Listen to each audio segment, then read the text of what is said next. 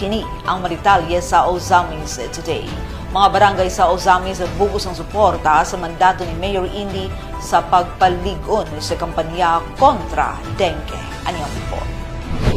Aron malikayan ang pagdaghan pa sa mga kaso sa dengue sa Dakbayan, gipagawas ni Ozamis City Mayor Attorney Henry Indy F. Wamanal Jr. ang memorandum ay number 24 HFOJ-036 bag-uhay pa lamang nga nagpaligon sa nauna na nga memorandum nga gi-issue sa mayor sa istrikto nga pagpatuman sa mga kabarangayan sa ABKD kon aksyon barangay kontra dengue o 5S strategy. Sa mas gipaligon nga memorandum sa mayor, gimanduan ang tanang mga barangay kapitan sa syudad sa pakig-coordinate ug pakig-tambayayong sa mga school heads sa ilang matag jurisdiksyon alang sa pagpahigayon sa anti-dengue activities sa mga eskwelahan. Gipagawas ni Mayor Indy kining memorandum kasunod sa usa ka dengue-related nga kamatayon sa usa ka batang estudyante sa usa sa matunghaan sa syudad nga mihatag kabalaka sa tanan. Alayon sa mandato ni Mayor Indy, milihok ug nakikiusa ang mga punong barangay sa mga school heads sa ilang matag area aron sa pagpatuman niini nga makalihukan sa mga eskwelahan. Gimanduan ni Mayor Indy ang mga kapitan sa paghimo sa simultaneous search and destroy matag Sabado ug Domingo sulod sa usa ka bulan ug sa pagsuporta sa gihimo nga fogging activities sa Ozamis City Health Office gikan na Lunes hangtod Biyernes ilabi na sa mga barangay